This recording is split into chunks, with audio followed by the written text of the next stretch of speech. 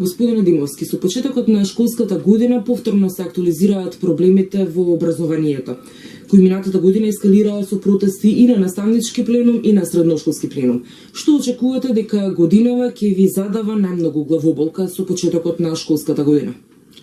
Добро, проблемите во образованието не се нови, тлеат веќе повеќе од 10 години и така натаму, но минатата година малце нас повозрастните као наставници, професори и така натаму не разбудија младите, прво студентите, потоа средношколците, па наставниците и така натаму, и не разбудија за да го искажеме своето незадоволство од лошите реформи во образованието. Не очекувам оваа година, значи со почетокот дека нешто ќе се измени во целата таа работа, бидејќи влегуваме во една нова учебна година каде што не се направија никакви измени. Се направи одредена остапка кај средношколците со матурата, а другото остана сето исто, дури и она што се направи со матурата кај средношколците оваа година повторно ќе биде. Ако евентуално со протести средношколците пак не го одложат тоа за некоја друга година. Она што наставниците го направивме као наставници со протестите, барањата и така натаму, не вродија со плод, бидејќи не бевме нити повикани на некои разговори кај министерот. И ако министерот за образование во некои своји изјави во подоцнежно време зборуваше дека во август месец ќе се консултира и со наставничкиот пленум и со други здруженија од делот на практичарите, на здруженијата на просветни работници и така натаму и со средношколците, такви разговори нема. Значи до сега не се обавија, не се консултира, учебната година започнува исто како и минатата година со истите проблеми апсолутно. Со проблеми од делот на учебниците, кој оваа година веќе е 6-та година, ги употребуваме истите учебници и не се учебници за употреба веќе. Знаете дека имаше во законски рамки, тоа беше внесено во Законот за основно и средно образование, дека тие учебници после користење на 3-та година се обновуваат. Не се направи тоа, се пролонгира на 5 години, еве сега и 6-та година, дека учебниците ќе се наплаќаат од учениците доколку се искинати, ако ученикот ја врати и така натаму. Нити тоа не се спроведе во дело, затоа што не можете вие после 6 години користење или после 5 години користење на некој ученик да му наплатите учебник, ако тој таков го добил и така натаму. Така да проблемите си останаа во образованието. Се надевам дека ќе смогне сили Министерството за образование да таквите проблеми ги надмене барем од кога ќе започне учебната година, кога во пракса ќе се почувствуваат таквите проблеми од лошите реформи во образованието, па дел по дел ќе ги решаваат. Ги спомнавте учебниците. Премиерот најави веќе замена на оштетени учебници, но дали суштинскиот проблем е во тоа дека учебниците се стари или пак во нивниот квалитет, во она што го имаат во нивната содржина? Јас и порано зборував и сега ќе кажам дека учебниците, самите учебници прво имаат лош квалитет. Почнувајќи од содржините внатре, лоши преводи на јазиците на заедниците имаат, лоши податоци историски, измешани, неточни и така натаму, до квалитетот во изработката на самите учебници, на хартијата. Тоа е при самата дистрибуција на учебниците веќе почнуваат да се распаѓаат. Еве ги и новите кои се обновуваат, веќе секоја година одредена количина на учебници, не заради тоа што се оштетени. Викам, не заради тоа што се оштетени, туку заради тоа што се зголемува бројот на ученици се намалува и така натаму во одредени оделенија, мора и бројката на учебници да се зголеми некаде. Уште при самата дистрибуција се со лош квалитет учебниците. Дали е тоа направено затоа што на брзина тоа се прави или како е, не можам да судам во тој дел. Верувам дека издавачите си ја завршиле својата работа онака како што треба. Како е договорено да биде квалитетот, тоа го знаат само одговорните во Министерството. Дали просекот од екстерното тестирање кој изнесува 3,2 покажува дека македонското образование е само добро, но далеку од одлично? Од одлично дека е далеку. Тоа сигурно, и овој просек кој произлезе од екстерното тестирање не е правата слика од од екстерното тестирање, затоа што знаеме екстерното тестирање како се спроведува кај нас. Во голем дел на руралните средини дури не се ни спроведува екстерно тестирање. Екстерното тестирање го спроведуваат наставниците, а не учениците, затоа што учениците, онаму каде што нема компјутер, онаму каде што тие не работеле на компјутер учениците, онаму каде што не го познаваат компјутерот воопшто, како може да спроведе екстерно тестирање ако не знае како ни изгледа компјутерот. Можеби за учениците што се во урбаните средини тоа не представува проблем, но за учениците во руралните средини навистина представува проблем. Тука се и проблемите со екстерното, со спроведување на екстерното, со немањето интернет, слаб интернет, лоша комуникација, потоа слаба струја во училиштата, во некои дури воопшто нема. Имаме ние пример во едно училиште од нашето истражување што го правихме, дека од кога е изградено училиштето до ден денеска нема внесено струја. А имаме, дури јас имав една комуникација со, ми се чини, една од одговорните во Државниот испитен центар, кај што ја објаснував дека ние во училиштето немаме струја. Ме праша како мислите вие во 21. век да нема струја. Па нема, значи нема струја. И така да, тие се проблеми кои носат и дури послаби резултати на екстерното, а овој просек што го има како оценет како добар, мислам дека не е правата слика за екстерното оценување.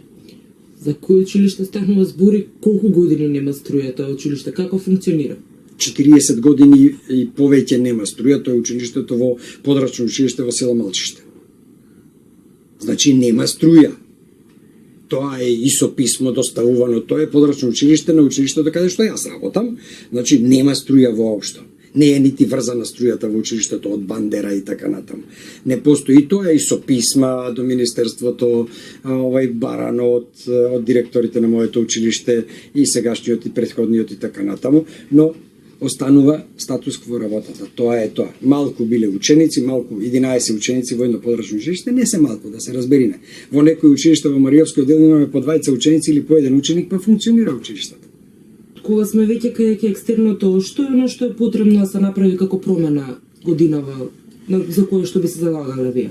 Она што е во делот на екстерното оценување што треба да претрпи измени, во текот на летото и минатата година имаше одредени барања за укинување, за промена на формулацијата, системот на екстерно тестирање и така натаму. Во текот на летото од неколку здруженија на просветни работници, кои се официјално регистрирани според Законот за здружение на граѓани, каде што членуваат наставници, професори, практичари кои долги години работат во тоа, се формираше најпрво една работна група од 9, па таа се зголеми на 30, па потоа имаше јавна расправа, дискусија, предлози, измени и така натаму на повеќе од над 200 и нешто наставници.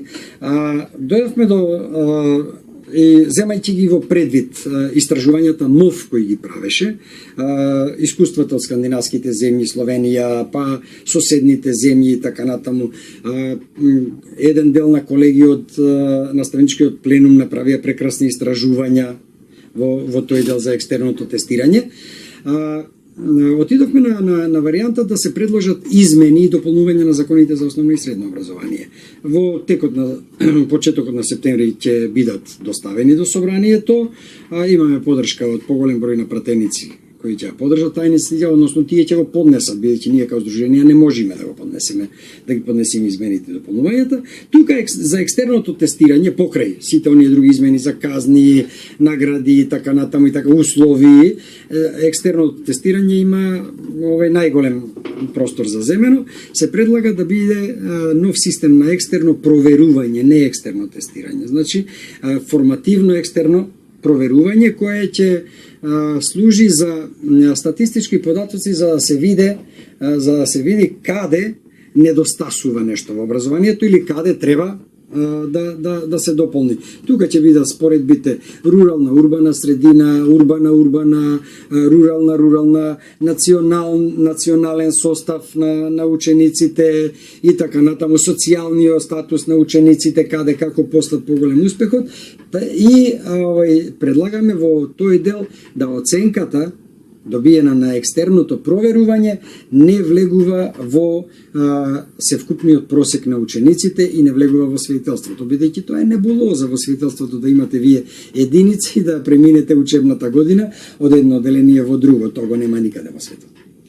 А дали се надевате дека во подготовката на изборите сега на водачката гарнитура ќе може да ги остварите своите барања токму поради тој досега пропагиран предизборен популизам? Најдобро е моето искуство, значи јас имам искуство огромно и во наставата и во делот на изборните активности, од избирачки одбори до обуки и така натаму. Најдобро е одредени измени за подобрување на било што, на образованието или на било што, да ги барате во предизборна година. Тогаш све ќе добиете. Значи све ќе добиете. Бидејќи, ако земете во предвид, јас мислам дека ќе проработи совеста и разумот кај одговорните во Министерството и во владата на Република Македонија, дека образованието мора да претапи корените измени. Образованието е столбот на ова општество. Не е столбот чешмата во чешиново која ќе пуштите со лента на ова општество. Столбот е образованието. Ако тој столб не го зацврстите на здрави основи, тогаш немате ни здраво општество. Какви корените измени му се потребни на образованието? Па јас кажав, од делот законот за образование, според кој денеска се работи, е многу стар. Значи многу стар, и основно и средно образование. Тоа се уште од времето на социјалистичкото општество, само што во транзицијскиот период на Македонија, која партија како доаѓаше на власт додаваше некои измени, кобаја ги за подобрување, но све отиде на лошо. Последниве 7-8 години катастрофа ни е образованието со измените. Почнавме со измени од коефициентот. Немате сега градација на наставници и професори со според коефициент на образование. Туку сите се водат под една капа. Наставник, дали тој средно завршил, па е наставник, што ги има такви случаи, 22,7% нашето истражување покажа дека во основните училишта во Република Македонија работат наставници со средно образование. Што е нонсенс, го нема тоа никаде. Тие работа со своји врсници, така речено.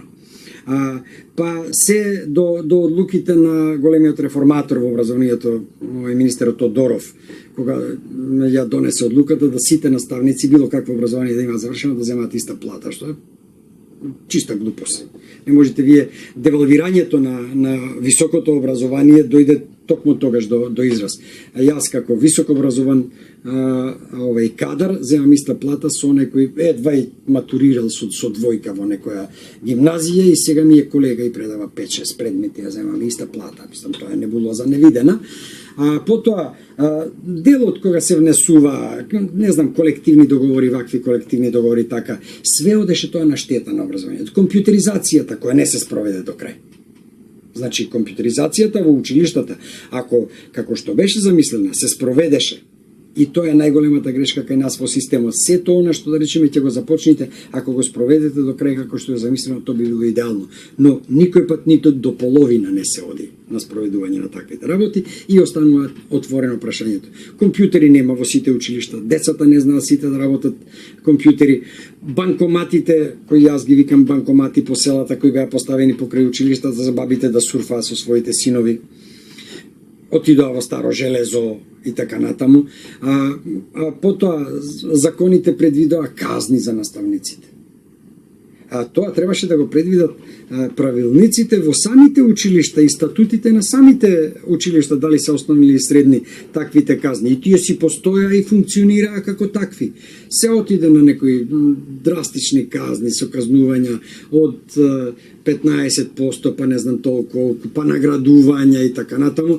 И дури имавме случаеви да еден професор предава во две училишта, во едното е награден, во другото е казнет. Мислам, тоа е невидена работа што мора законот да ги претрпи тие измени.